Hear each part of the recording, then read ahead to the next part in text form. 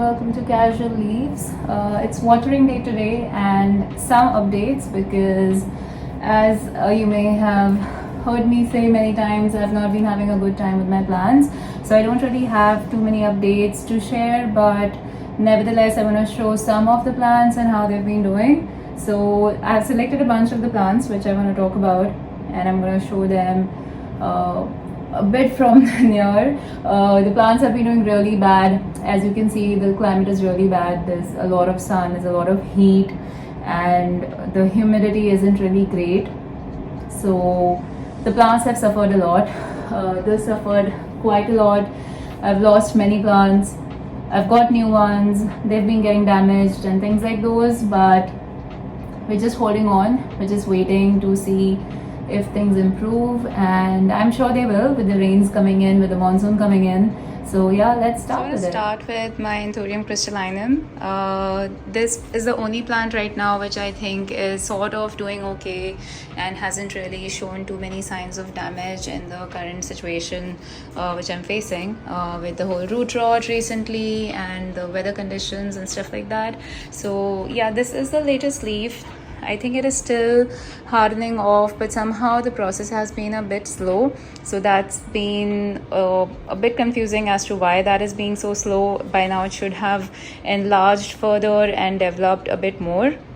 The good thing though is already a new leaf is on its way, so that's a good one. I've noticed with this plant that I have that every time a new leaf has kind of done maturing, a new leaf is already on the way, so that's a good sign. So yeah, this is a good update that I have. Next I want to talk about my Syndapsis Pictus exotica cuttings. In my last root rot video, I had totally chopped it off because there was a lot of damage and there were no roots in two big vines. So I made multiple cuttings and I put them in my propagation station, and this has done really well. There are roots. I have changed the water today, but you can see that there are a lot of nice roots, white roots, but I'm still gonna let it hang in here for a while more because I think the roots can become a bit more stronger, and that's when I will shift it into soil. I'm happy that the leaves have sort of revived themselves after being put in water. I was a bit afraid that I may lose the cuttings considering how my plants have been, but most of these are fine. There's even a new leaf coming here. So again, one healthy positive update from this guy as well.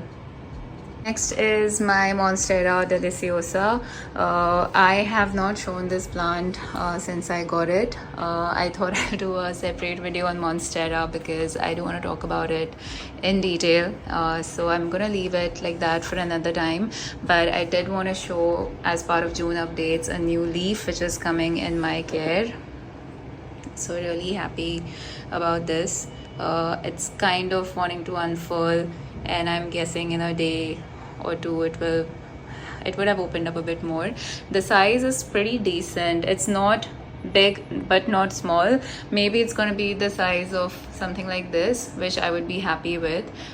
This is the leaf which it came with. It was a new leaf when I got this plant, but it was a bit damaged in the couriers and the shipping, and it had a developing leaf even then, which has unfurled, like it's trying to pop up and come out now. So very happy for my Monstera deliciosa.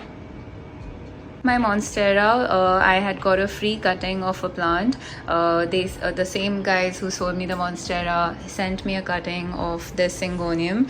I, for the longest time, was hoping and wishing and wanting this to be Syngonium Wendelindii, but I think it's a Syngonium pixie. The seller has confirmed it's a pixie, Syngonium pixie, so that's what we have. And it was a very small cutting. It has but done well since then. I had put it in this little pot, and I think it's been doing quite fine. I think no issues, at least with root rot or other things which I've been facing on this one. So another healthy update here. Next is my variegated Syngonium. This plant has had a journey.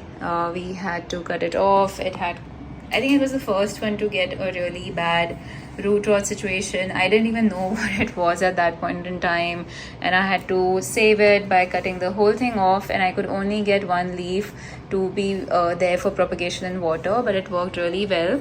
This was a leaf from the mother plant which I could save, and it was the only leaf I had.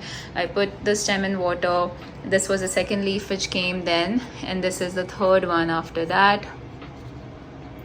I think they look so beautiful, and I'm so happy that despite getting chopped off, it didn't lose its variegation, so that's good. And just as I shoot this video, I'm seeing that there's a new leaf wanting to come here, so that's really great. I know that it's doing well.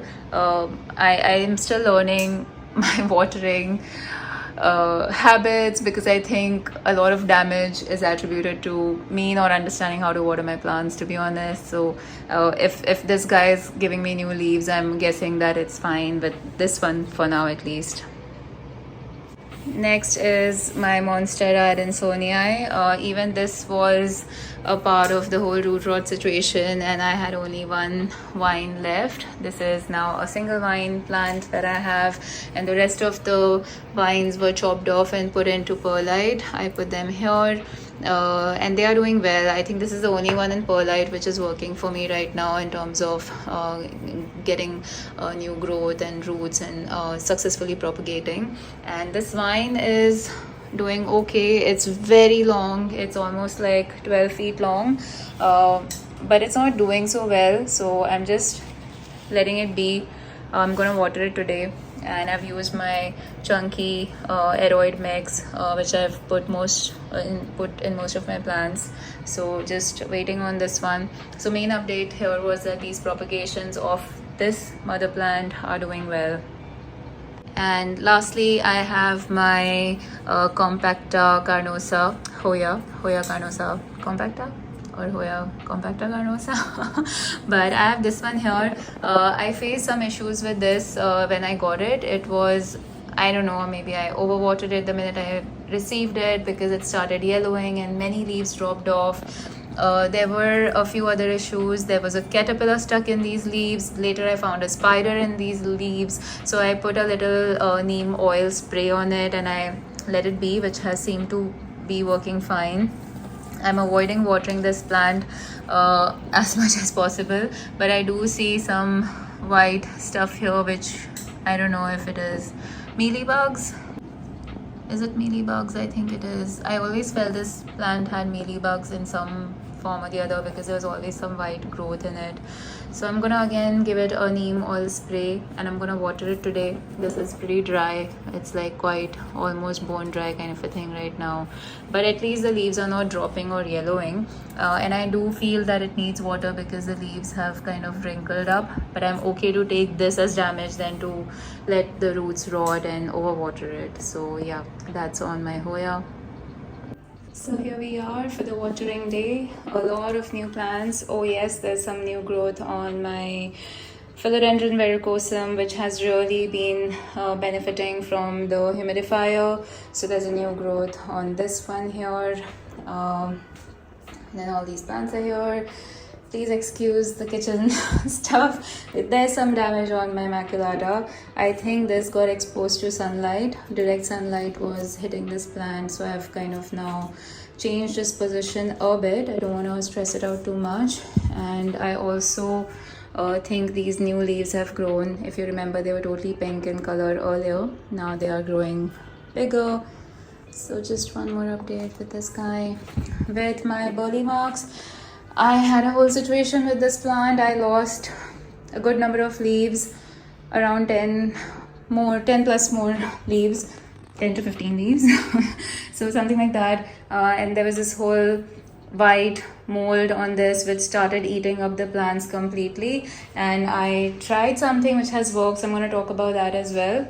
What I tried was just using some hydrogen peroxide, which is a food grade hydrogen peroxide, which is at 3% of the dilution, and I just added little one spoon of this in 1 liter of water. I have been watering some of the plants with that after the root rot situation. I have heard heard it helps to kill the spores and the pathogens from root rot, and so that it doesn't come back and even go into other plants. So for some of them I have done this. The other things I've been trying are these two things I got for free from Little Jungle, from where I order some of my plants. This is Epsom salt, which is like a magnesium sulfate a crystal. I have added this today as well for my watering, just a pinch of it, like about 3 grams. In between I have tried using this, which is a reviving element, which is trichoderma powder, which helps the plant to revive after root rots. So this is something I've been trying.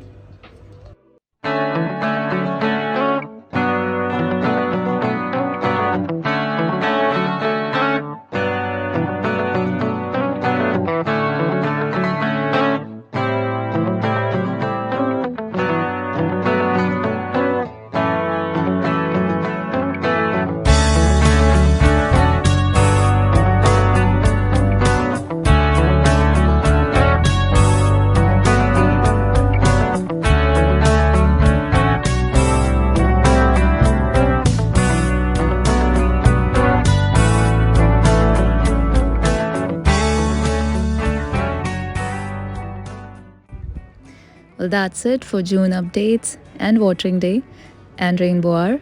Thank you so much for joining me, and I'll see you guys next time. Bye.